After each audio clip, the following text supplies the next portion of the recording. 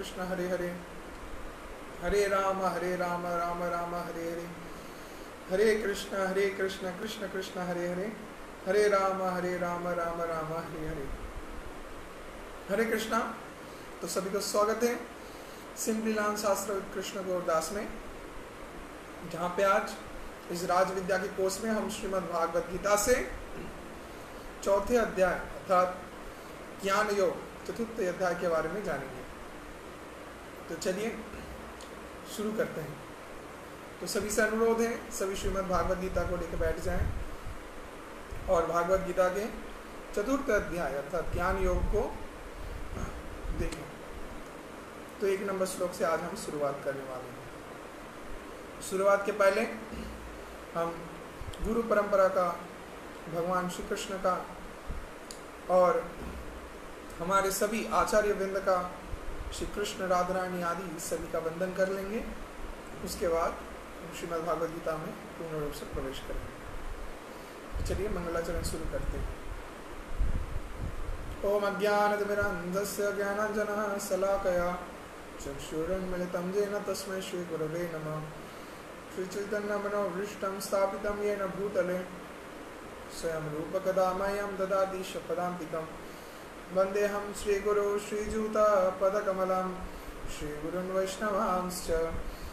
श्रीरूपं साग्रजातं सहगणा रघुनाथान्वितं तं सजीवं स्वाद्वैतं स्वावधूतं परिजनसहितं श्रीकृष्णचैतन्यदेवं श्रीराधाकृष्णपादान् सहगणा ललिता शिवशकान्वितांश्च।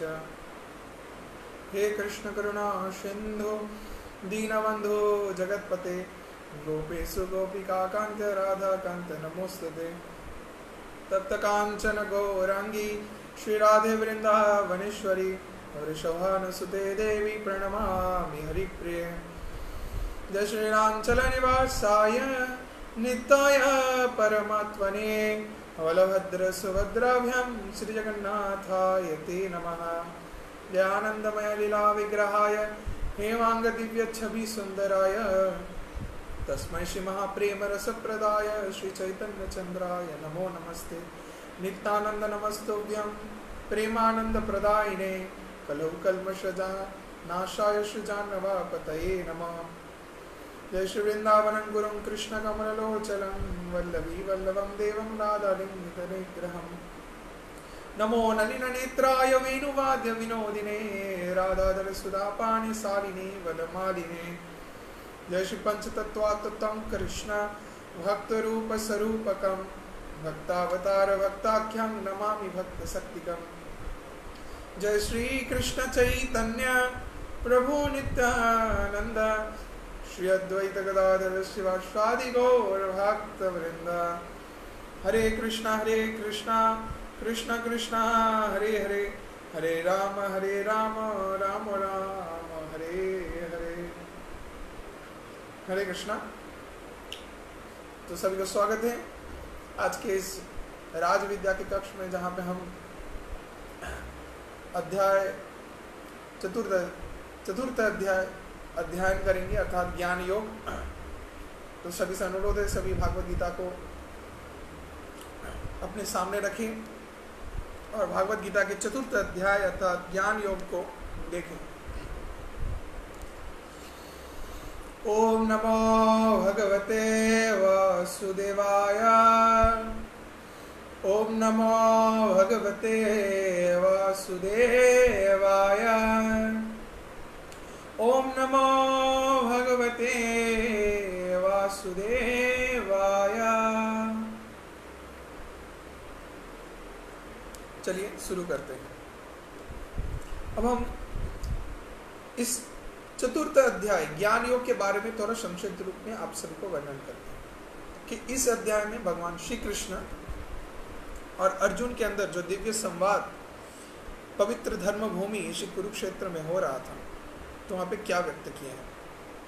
तो भगवान जैसे पहले अध्याय में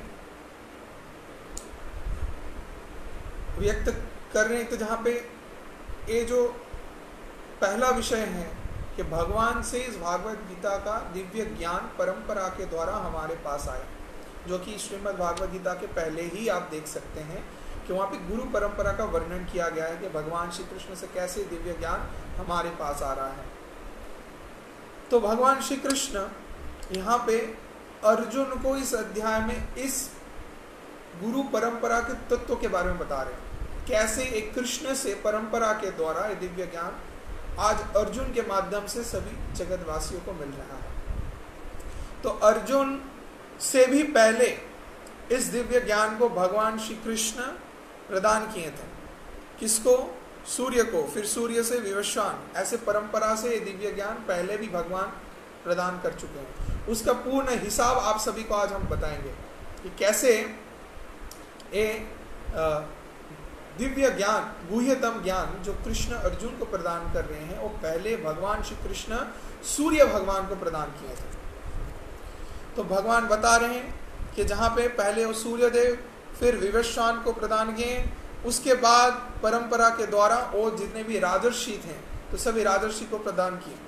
लेकिन काल के प्रभाव से ये परंपरा एक अवस्था में नष्ट हो गया था, जहाँ पे भगवान से जाके जो दिव्य ज्ञान सूर्य से जाके राजर्षि ऋषि से जाके जगत में पहुंच रहा था, वो धीरे धीरे लुप्त हो गया। तो तब जाके भगवान को पुनः इस दिव्य ज्ञान को प्रदान करने के लिए आना पड़ा और अपने प्रिय संगी मित्र अर्जुन को और अपने प्रिय सखा, अपने प्रिय भक्त अर्जुन को ही भगवान इस दिव्य ज्ञान को प्रदान किए थे। और जहाँ पे अर्जुन प्रश्न किए कि हे कृष्ण, आपके प्राकट्य के बहुत पहले ही सूर्य भगवान प्रकट हो चुके थे, और अगर वो आपसे पहले आते हैं तो तब आप कैसे उनको ये दिव्य ज्ञान को प्रदान कर सकते हैं? तो ये प्रश्न अर्जुन की। तो तब भगवान श्री कृष्ण उनको उत्तर में बता रहे हैं कि सभी जीव नित्य हैं, और जहाँ पे भगवान भी नित्य अवस्था में रहते हैं, लेकिन इस जगत के जीव जो भगवान से सृष्टि हैं वो सभी नित्य बद्ध हैं, लेकिन भगवान नित्य मुक्त हैं। भगवान कभी भी इसके द्वारा प्रभावित नहीं रहते। इस जड़ जगत के माया का जो बंधन है, इसको भगवान सृष्टि किए हैं, लेकिन इसके द्वारा भगवान खुद प्रभावित नहीं होते। हालांकि उनके सृष्ट हम सभी जीवात्माएं हम बंधन में बंध सकते हैं, लेकिन भगवान नहीं बनते। तो इस तत्व के बारे में भगवान व्यक्त कर रहे हैं कि हे अर्जुन, पूर्व अवस्था में तुम भी थे, पूर्व अवस्था में हम भी उपस्थित थे, लेकिन हम जितने भी एक एक परिस्थितियां आई, सब में हम अवतीर्ण हुए, और किस रूप से हुए, कब हम जन्म लिए, प्रकट हुए, इस सभी विषय को हम व्यक्त कर सकते हैं।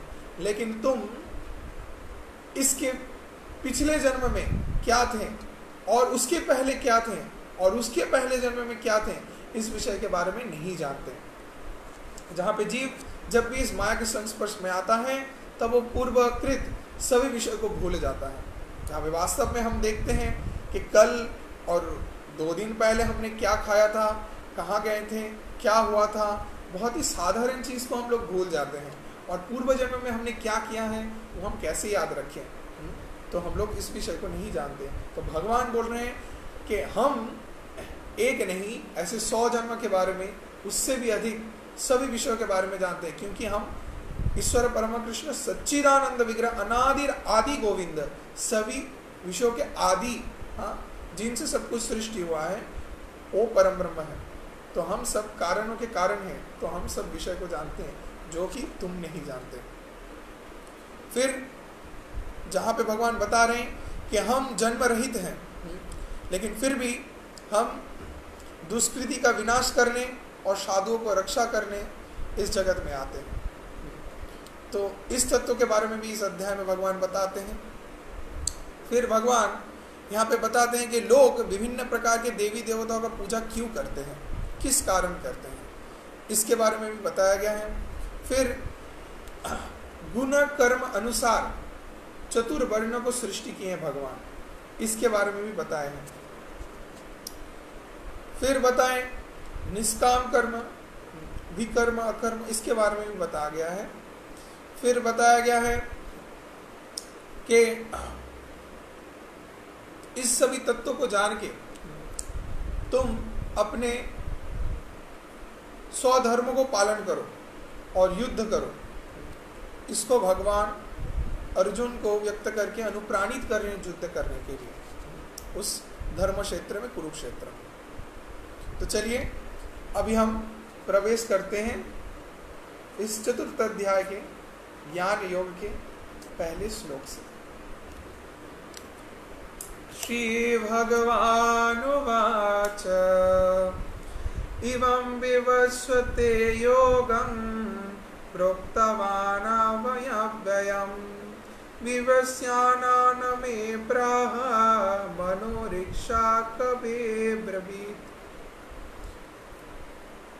तो परमेश्वर भगवान बोल रहे हैं कि हम पूर्व में सूर्य देव विवस्वान को इस अव्यय निष्काम कर्म साध्य ज्ञान योग को बताए थे। उसके बाद मानव जाति के जनक मनु को इस ज्ञान को प्रदान किए। फिर मनु से जाके इक्ष्वाकु के पास एक ज्ञान गया। तो ऐसे परंपरा से गया। भगवान श्री कृष्ण सूर्य भगवान को, विवस्वान को प्रदान किए। फिर वहां से जाके मनु से जाके इक्ष्वाकु, ऐसे जाके परंपरा के द्वारा एक ज्ञान आया। फिर दूसरे श्लोक में चले जाइए। एवं परंपरा प्राप्ता इमं राजश्रयो विदो सकाल नेह महता योग नष्ट परंतप। ये वेरी वेरी इंपॉर्टेंट श्लोक है इस अध्याय का, जहाँ पे ऐसे ही परंपरा के द्वारा ये परम विज्ञान राजस्यगण लाभ किए। जो राज ऋषि थे तो उन्होंने एक ज्ञान को ग्रहण किया और उनके द्वारा परंपरा से एक ज्ञान आ रहा था, लेकिन काल के प्रभाव से ये परंपरा छिन्न हो गया और नष्ट प्राय हो गया। तो फिर 3 नंबर श्लोक जहां पे भगवान बोल रहे हैं कि जो सनातन योग है हम तुमको व्यक्त कर रहे हैं, कारण तुम मेरे भक्त हो, मेरे सखा हो, और इस गुरु रहस्य को अपने हृदयंगम कर पाओगे मेरी कृपा के द्वारा। क्योंकि भगवान अर्जुन को उस कृपा को किए थे कि जिसके द्वारा ही वो इस सभी ज्ञान को उपलब्ध कर पा रहे थे, और अर्जुन को माध्यम करके भगवान इस दिव्य ज्ञान, भगवान से जो भागवत गीता का ज्ञान परंपरा के द्वारा आया है, इसको भगवान 1 से 3 नंबर श्लोक में व्यक्त कर रहे हैं कि पूर्व अवस्था में सूर्य लोक में अधिपति भगवान दिव्य ज्ञान आया, तो परंपरा से जाके ये प्रवाहित होने लगा। तो वैदिक शास्त्र में इसके बारे में बताया गया है कि जहां पे कि वैदिक शास्त्र के अनुसार पृथ्वी में अभी जो अवस्था चल रहा है क्या है, कलियुग है, कलियुग। तो एक कलियुग में ये स्थायी करता है 4,32,000 साल। अब 4,32,000 साल में 5,000 साल निकल चुके हैं, और कलियुग को छोड़ के इसके पहले द्वापर युग था जो कि 8,64,000 साल। उसके पूर्व जो त्रेता युग था, तो त्रेता युग जहां पे 12,96,000 साल उसका आयु था। तो ऐसे ही ये युग का परिवर्तन हो रहा है। तो एक एक युग अतिक्रांत होने लगा, वो कि आज कली का अवस्था है, और जिसमें भी 5,000 साल निकल चुके हैं। तो अभी इस अनुसार अगर हम गणना करके देखें, हिसाब करके देखें, तो प्राय 20 लाख साल पहले पृथ्वी में राजा इक्षाशु थे। तो मनु उनके पुत्र इक्षाकु को इस ज्ञान को प्रदान किए थे, आज से लेके 20 लाख साल पहले। और वर्तमान अवस्था में मनु का आयु जो है वो है 12 करोड़ 4 लाख साल। अब भगवान श्री कृष्ण इस हिसाब से अंततः 12 करोड़ वर्ष पूर्व इस भागवत गीता के ज्ञान को विवस्वान को प्रदान किए थे। तब आप समझ सकते हैं कि भगवान स्वयं इस दिव्य ज्ञान को प्रदान किए इतने साल पहले। अब काल के प्रभाव से धीरे धीरे ये दिव्य ज्ञान लुप्त हो गया, और जब लुप्त हो गया तो पुनः भगवान को आना पड़ा, और भगवान आके सभी जीवों के उद्धार हेतु इस दिव्य ज्ञान को पुनः अपने प्रिय सखा अर्जुन के द्वारा सभी जीवों को प्रदान किया। भगवान कितने कृपावत्सल है। तो जैसे आप जानते हैं कि परित्राणाय साधूनां विनाशाय च दुष्कृतां, तो कारण हेतु भगवान आते हैं। तो इसमें भी यही एक कारण है, जीवों को उद्धार करने तो पुनः भगवान को प्रकट होने पड़ा, पुनः अपने प्रिय सखा को भी प्रकट किया और उनके द्वारा सभी जीवों को इस गुह्यतम ज्ञान को प्रदान किया। तो फिर भगवान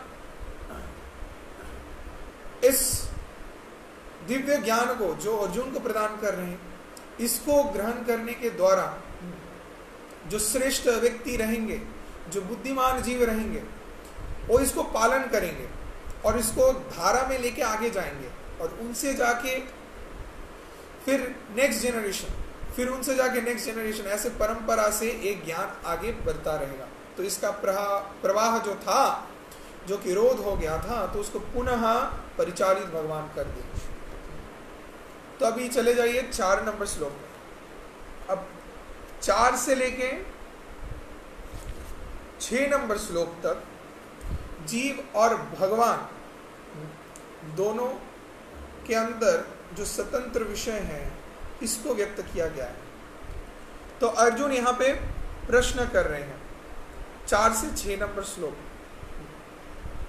अर्जुन पूछ रहे हैं कि सूर्यदेव विवस्वान आपसे बहुकाल पूर्व प्राचीन जन्म ग्रहण किए थे,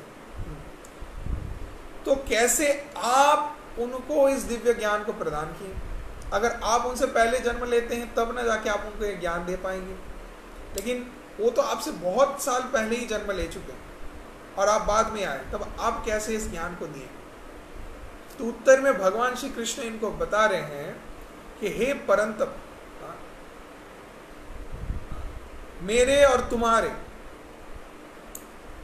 जन्म अनंत हो चुके हैं पहले। सो हम सभी पूर्व और पूर्व के जितने भी जन्म थे सभी को स्मरण कर सकते हैं, किंतु तुम वो नहीं कर पाते। कारण क्या है कि हम जन्म रहित हैं, फिर भी अजन्मा होके भी हम जन्म लेते हैं और लीला को प्रदर्शित करते हैं, और उसके पीछे कारण रहता है अभ्यंतरीण और बाह्यिक। तो जैसे जब व्यक्ति इस जड़ देह को धारण करता है, भगवान का देह कैसा है? चिन्मय देह है। तो चिन्मय देह है सच्चिद आनंदमय, तो सच्चिद घन विग्रह है भगवान। तो इसीलिए भगवान कभी कुछ भी नहीं बोलते, लेकिन हम जीव जब इस जड़ देह में आते हैं तो पूर्व के सभी कर्म को भूल जाते हैं। तो भगवान अविनाशी हैं और सर्वभूत के ईश्वर हैं, तो उनके अंतरंग शक्ति आत्म माया के द्वारा वो चिन्मय रूप में आदि अवस्था में हर युग युग में अवतीर्ण होते हैं।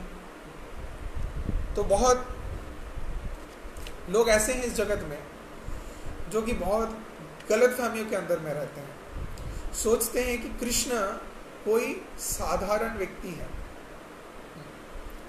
तो जहाँ पे मानते हैं कि कोई एक महर्षि जैसे हैं, कोई अच्छे व्यक्ति हैं जो आए समाज के लिए अच्छे काम को किए, ऐसे साधारण मनुष्य के जैसे भगवान को भी मानते हैं। तो ये इनका मूर्खता है। भगवान को कभी भी ऐसा मानना नहीं चाहिए। हालांकि वो परम ब्रह्म भगवान है, वो ऐसे मनुष्य के जैसे आके आचरण करते हैं जिसके द्वारा भगवान अपने भगवत तत्व से बाहर आके लीला करते हैं, जिससे सभी जीव उनको अपना कर पाए, उनसे शिक्षा को बहुत साधारण स्वाभाविक तरीके से ले पाए। इसके कारण भगवान ऐसे आचरण करते हैं।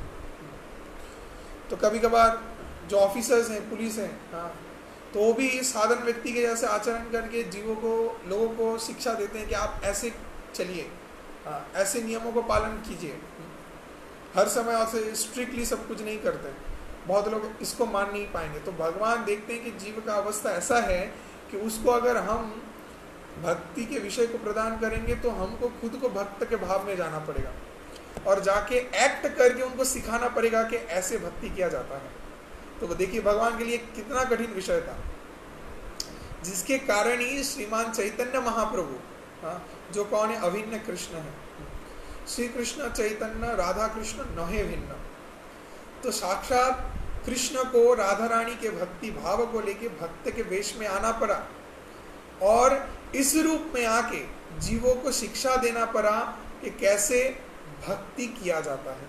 अब चैतन्य महाप्रभु को दर्शन करके, उनके भक्ति भाव को दर्शन करके सभी जीव सीखें कि कैसे भगवान के चरण में आत्मनिवेदन किया जाता है, शरणागति कैसे अपने हृदय में हम लाएं भगवान के प्रति, इसको सीखें। तो साक्षात भगवान ही भक्त रूप से आके हमको शिक्षा प्रदान की।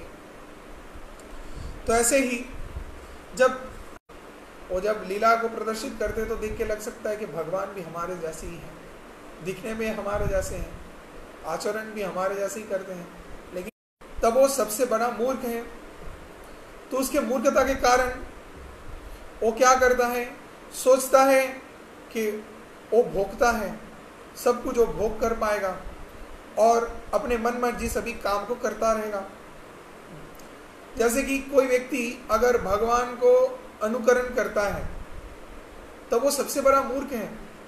अगर वो सोचने लगता है कि भगवान मक्खन चोरी कर सकते हैं तो हम भी चोरी करेंगे, तो भगवान मक्खन चोरी करते हैं, चोरी करना भी वो बहुत मधुर होता है भगवान के लिए।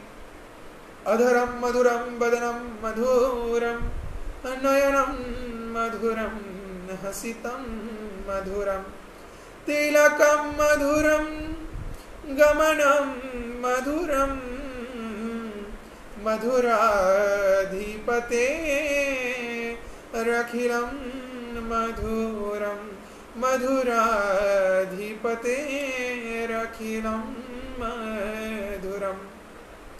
तो मधुराधिपति भगवान जो कुछ भी काम करेंगे वो मधुर होगा। तो चोरी भी करते हैं, माखन भी चोरी करते हैं, तो इसके लिए वो माखन चोर के रूप में पूजित होते हैं। भगवान युद्ध के समय रण को छोड़ के भागते हैं, जिससे वो रणछोड़ राय इस नाम से पूजित होते हैं। लेकिन कोई व्यक्ति अगर भगवान के ऐसे अनुकरण करे कि भगवान मक्खन चोरी कर रहे हैं तो हम भी चोरी करते हैं, तो हम अगर चोरी करेंगे तो हमको लोग पीटेंगे और जेल में पूर देंगे, हमारे लिए बहुत ज़्यादा भयंकर पनिशमेंट रहेगा, तो हमको कष्ट भोग करना पड़ेगा। तो जीव कभी भी भगवान नहीं हो सकता। तो अगर भगवान के जैसे नकल भी करे तो ये उसका मूर्खता होगा।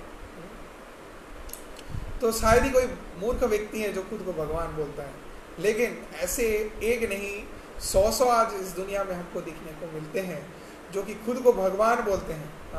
जो साधारण जीव हैं लेकिन खुद को भगवान बोल के व्यक्त करते हैं। भगवान का जानिए कि भगवान का जो देह है वो सच्चिदानंदमय है, वो इस रक्त मांस से बना हुआ देह नहीं है। हमारा जो देह है, मनुष्य का देह, एक खून, मल, मूत्र, फिर अस्थि, मज्जा, इस सभी विषय को लेके, कफ, इस सब को लेके बना हुआ है। बहुत ही दुर्गंध। जीव मरता है तो देखना उसका देह कैसा होता है। मृत्यु तो छोड़ो, अगर जीवित व्यक्ति वो भी दांत नहीं साफ किया, अगर मुंह ठीक से नहीं धोया, रोजाना नहाना छोड़ दिया, तो कुछ दिन बाद उस व्यक्ति के आसपास भी आप भटक नहीं सकते, इतना दूषित हो जाता है। लेकिन भगवान का देह जो है वो चिन्मय है, सच्चिद आनंदमय है, तो उनके देह में ये सब विषय नहीं है। कभी भी कृष्ण को देखें कि उनको दाढ़ी हो गया है, वो बुढ़े हो गए हैं, कभी भी नहीं, क्योंकि वो भगवान है। लेकिन जीव को वरम जो वरम जरा तथा देहांतरम प्राप्ति, देह के अंदर बहुत प्रकार के अंतर होंगे, परिवर्तन होगा, युवक अवस्था, कैसर अवस्था, यौवन अवस्था, एक एक परिवर्तन होता रहेगा, फिर वार्धक्य आएगा। भगवान जब भगवद गीता के इस ज्ञान को अर्जुन को प्रदान कर रहे थे, उस समय जानते हैं भगवान का उम्र कितना था? 125 साल। लेकिन भगवान दिखने में कितने युवक लग रहे थे उस समय? देख के लग रहा है 18-19 साल का एक युवक पुरुष। तो ये भगवान का गुण है। तो इसीलिए भगवान सब कुछ याद करके रख सकते हैं, लेकिन हे अर्जुन तुम ये नहीं कर सकते, क्योंकि तुम बद्ध जीव हो। इसके बारे में भगवान बता रहे हैं। फिर 7 नंबर श्लोक में चले जाएंगे, 7 से 8, इसमें भगवान और भी बता रहे हैं कि हे भारत, जगत में जब भी धर्म का ग्लानि होता है तो तब हम यहाँ पे आते हैं। देखिए 7 नंबर श्लोक जो है बहुत ही इंपॉर्टेंट श्लोक है भगवद गीता का। आप सभी लोग शायद जानते हैं इस श्लोक को। यदा यदा हि धर्मस्य ग्लानिर्भवति भारतः अभ्युत्थानधर्मस्य तदात्मानं सृजाम्यहम्। फिर 8 नंबर, परित्राणाय साधूनां विनाशायश्च दुष्कृतां धर्म संस्थापनार्थाय संभवामि युगे युगे। तो भगवान क्या करते हैं, हर एक युग में इस जगत के बद्ध जीव को उद्धार करने हेतु आते हैं। सभी को भगवत प्रेम को दान करने के लिए, सभी को मौका देने के लिए भगवान आते हैं कि जीव तुम बद्ध हो, तुम कष्ट को प्राप्त कर रहे हो, तुम भक्ति के मार्ग को अनुशीलन करो और मेरे धाम में चले आओ। तो भगवान सबको मौका देते हैं। ऐसे आप सभी को मौका मिल रहा है, आप कृष्ण कथा को सुनेंगे, भगवत भक्ति को करेंगे और तुरंत ही भगवान की कृपा से भगवान के धाम में चले जाएंगे। इस जगत के सभी दुख दर्द कष्ट से मुक्त हो जाएंगे। तो ऐसे ही भगवान जो कि स्वराट है, स्वाधीन है, लीलामय है, फिर भी वो इस धराधाम में आते हैं। परित्राणाय साधूनाम, साधुओं को परित्राण करने, विनाशाय से दुष्कृतम, धर्म संस्थापनार्थाय। तो यहाँ पे 3 चीज बताया गया। परित्राणाय साधूनाम, साधुओं को परित्राण करने, विनाशाय से दुष्कृतम, दुष्कृति को विनाश करने, नाश करने, और तीसरा धर्म संस्थापनार्थाय, धर्म को संस्थापन करने, संभवामि युगे युगे, हर युग युग में भगवान प्रकट होते हैं। तो यहाँ पे 3 कारण बताए गए, लेकिन 3 कारणों में सबसे बड़ा जो मूल है वो है पहला, परित्राणाय साधूनाम। भगवान साधुओं को, अपने भक्तों को कृपा करने के लिए, उनको रक्षा करने के लिए भगवान आते हैं। यही मूल कारण है। हालांकि जितने भी बाधाएं आएंगे वो तो सेकेंडरी हो गया। Primary reason for the lord's appearance is to save his pure devotees from the great miseries of this material world. इससे बचाने के लिए भगवान पहले आते हैं। फिर दूसरा और तीसरा कारण है, धर्म का जब ग्लानि होता है तो उसको पुनर्स्थापन कर। अब भगवान जब किसी को कृपा करते हैं, वो कृष्ण भावनामृत में आता है तो व्यक्ति साधु कहलाता है। तो साधु के ऊपर जब भी कहीं पे निर्यातन होता है, कष्ट होता है, दुर्अवस्था प्रकट होता है, संकट आता है, तो भगवान उनको रक्षा करने आते हैं। और जहाँ पे आप देखें कि प्रहलाद महाराज, तो प्रहलाद महाराज जब भगवान के भक्ति कर रहे हैं तो उनके भक्ति के भाव से भगवान हर्षण हर अवस्था में उनको रक्षा करने आए। परित्राणाय साधूनाम, उनको रक्षा कर रहे थे। जहाँ पे उनके पिता हिरण्यकशिपु एक से बढ़ के एक भयंकर कठिन परिस्थितियों को बना रहे थे प्रहलाद महाराज को कष्ट देने के लिए, और भगवान हर्षण हर अवस्था में आके भक्त प्रहलाद महाराज को रक्षा कर रहे थे। तो इसलिए हमको समझना है कि हमारे जीवन में भी ऐसे जब भी संकट आए, अगर हम सही मायने में भक्ति कर रहे हैं ठीक ठाक भक्ति कर रहे हैं, गुरु के चरण में आश्रित रह के कृष्ण संतुष्ट हैं, तब भगवान आके हमको निश्चित रूप से रक्षा करेंगे। अवश्य रक्षिवे कृष्ण विश्वास पालन, निश्चित रूप से ही कृष्ण हमको रक्षा करेंगे। इसके बारे में दूसरा कोई भी डाउट हमको नहीं रखना चाहिए। भगवान आएंगे और भगवान रक्षा निश्चित रूप से हमको करेंगे। इसको हमको मानना है, पालन करना है। तो जहाँ पे प्रहलाद महाराज के पिता उनको कष्ट दे रहे थे, तो उनको रक्षा करने भगवान हर क्षण में उपस्थित थे। तो भगवान अवतीर्ण होते हैं, अवतार लेते हैं। आप लोग जानते हैं कि भगवान 6 प्रकार के अवतार लेते हैं, जहाँ पे मनवंतर अवतार, युगावतार, सक्तावेश अवतार, गुणावतार, लीलावतार, तो पुरुष अवतार, ऐसे 6 अवतार को भगवान धारण करके आते हैं। और जैसे चैतन्य महाप्रभु इस जगत में आए सभी जीवों को उद्धार करने, नाम प्रेम देखे,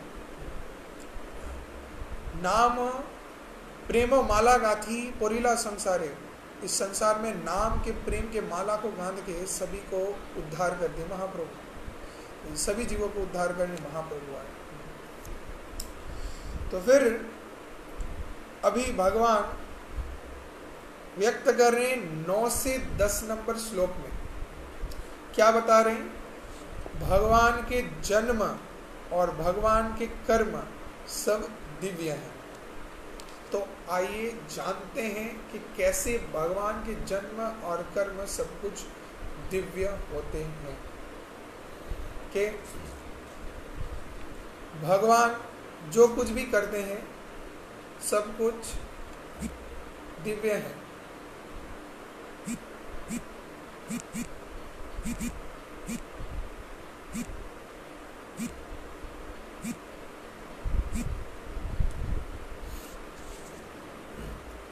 तो 9 नंबर श्लोक में सभी चले जाएं। 9 नंबर श्लोक, वेरी इंपॉर्टेंट श्लोक। क्या है? जन्म कर्मच्च मे दिव्यम यो मे वेति तत्वतः तथा देहं पुनर्जन्म नैति मामेति सोऽर्जुन। तो जन्म कर्मच्च मे दिव्यम यो मे वेति तत्वतः, तो जो व्यक्ति तत्वतः इस विषय को जानता है, समझता है कि क्या जन्म कर्मच्च मे दिव्यम, मेरा जन्म मेरा कर्म सब कुछ दिव्य है। तो इसके बारे में भगवान और भी बता रहे हैं। 10 नंबर श्लोक में चले जाएं, जहां पे भगवान व्यक्त कर रहे हैं कि आसक्ति, भय, क्रोध से मुक्त होकर संपूर्ण रूप से मेरे में मग्न हो जाओ और ऐकांतिक रूप से मेरे आश्रित रहो। तो ऐसे मेरे दिव्य ज्ञान को प्राप्त कर पाओगे और इससे तुम पवित्र होगे, और जिसके द्वारा सभी जीव अपराकृत प्रीति को लाभ करेंगे। इसको बताया गया है। अभी भगवान बता रहे हैं कि मेरे जन्म कर्म सब कुछ दिव्य है। तो जहाँ पे भगवान जन्म रहित है, भगवान सच्चिदानंद घन विग्रह है, और इस जगत के प्राकृत कोई विषय नहीं है। भगवान जो भी कर्म करते हैं सब अप्राकृत है, सब कुछ दिव्य होता है। उनका रूप, गुण, लीला, परिकर, वशिष्ठ सब कुछ पूर्ण रूप से दिव्य है। और भगवान का जो राग है, भगवान का जो देश है, तो वो सब भी होता है पूर्ण रूप से चिन्मय, दिव्य। वो भी इस जड़ जगत के जैसा नहीं होता है। तो बड़े बड़े ज्ञानी योगी सब भगवान के रूप का ध्यान करते हैं, भगवान की लीलाओं को चिंतन करते हैं, लेकिन कहीं ना कहीं इस जड़ जगत के वध्य अवस्था से वो कष्ट को प्राप्त करते हैं। तो जीवन में जन्म, मृत्यु, जरा, व्याधि सभी कष्टकर है, भयंकर है। लेकिन भगवान जो भी इस सभी विषय को प्रकट करते हैं, ये सब कुछ अपराकृत रहता है, तो इससे रहित रहते हैं भगवान। इसका प्रभाव भगवान के ऊपर नहीं पड़ता है, क्योंकि हमारा देह, जिसके बारे में पहले भी बोल चुके हैं कि जड़ देह है, एक कष्ट प्रदान हमको करते रहता है। लेकिन भगवान का जो देह है वो कैसा है? वो है चिन्मय देह। तो चिन्मय देह जो बना हुआ है सच्चिद आनंदमय, तो उसमें भगवान पूर्ण रूप से क्या है? अनंत वैचित्रमय आनंदमय, हाँ, अपने अस्तित्व को, अपने लीलाओं को प्रदर्शित करते हैं। और जिसको श्रवण करने के द्वारा, चिंतन करने के द्वारा भक्त और भी तन्मय हो जाते हैं भगवान के प्रति, और भी उनके हृदय में प्रेम प्रकट होता है भगवान के प्रति। तो इससे उनके अंदर भक्ति करने का सुबुद्धि प्रकट होता है। तो अभी 11 नंबर श्लोक में चले जाइए। 11 नंबर श्लोक में भगवान बता रहे हैं कि जे यथा मांग प्रपद्यन्ते तांस तथैव भजाम्यहम्। बहुत सुंदर है कि जो जितना आत्मसमर्पण करता है मेरे में, तो उस अनुसार हम उससे रेसिप्रोकेट करते हैं। बहुत ही इम्पोर्टेंट विषय है। तो जहाँ पे हम सभी जानना चाहते हैं कि भगवान सबके साथ कैसे रेसिप्रोकेट करते हैं, तो उनका रेसिप्रोकेशन कैसे होता है, भक्त कैसे भक्ति के इस दिव्य भाव को हर क्षण हर अवस्था में अपने अंदर धारण करके रखता है, इसके पीछे वो सीक्रेट क्या है। तो भगवान उस सीक्रेट को रिवील कर रहे हैं श्रीमद् भागवत गीता के इस ज्ञान योग के 11 नंबर श्लोक, जहाँ पे भगवान बता रहे हैं कि कैसे वो अपने भक्त के साथ अंतरंग भाव को प्रकट करते हैं और उनके हृदय के शरणागति अनुसार उनके पास खुद को रिवील करते हैं। तो उनका रेसिप्रोकेशन कैसे होता है, चलिए जानते हैं। 11 नंबर श्लोक, वेरी इंपॉर्टेंट श्लोक। ये यथा मां प्रपद्यन्ते तांस्तथैव भजाम्यहम् मम वर्तानुवर्तन्ते मनुष्यां पार्थ सर्वसा। बता रहे हैं कि जो मेरे प्रति भाव लेके आत्मसमर्पण करता है, तो मैं उसको उस हिसाब से पुरस्कृत करता हूं। तो सकल मनुष्य केवल मेरे दिए हुए पथ अनुसार अनुगमन करते हैं। तो भगवान के अंदर अनंत प्रकार के भाव हैं जिसको अभिव्यक्त करते हैं, और सभी मनुष्य विभिन्न प्रकार के अभिव्यक्ति को व्यक्त करके भगवान श्री कृष्ण को ढूंढते रहते हैं। कारण भगवान श्री कृष्ण वो सभी विषयों के मूल उत्स हैं, कारण है। अब जो सभी विषयों के कारण हैं, उनसे हम सृष्ट हुए हैं, तो हम जितने भी कार्य करेंगे, कुछ ना कुछ करेंगे, मूल जो क्रिएटर हैं, जिनसे जाके सब कुछ बना हुआ है, उनके पास ही पहुंचेंगे और उनसे जानने का प्रयास करेंगे। तो हम लोग जो कुछ भी कार्य करते हैं, अल्टीमेटली हम लोग पहुंचते हैं कहाँ पे? कृष्ण की ओर। कुछ भी करेंगे उसका मूल उत्स तो भगवान ही है। तो जो कुछ भी करने ना क्यों, अंतिम में जाके कृष्ण को ही हम पूजेंगे, कृष्ण का ही चिंतन करेंगे। तो जहाँ पे ज्ञानीगण ब्रह्म के रूप में, परमात्मा जोगीगण परमात्मा के रूप में अपने हृदय में भगवान को दर्शन करते हैं, और सर्वोपरि भक्त जो भक्ति के भाव को ग्रहण करके परम ब्रह्म भगवान के मूल स्वरूप को समझते हैं।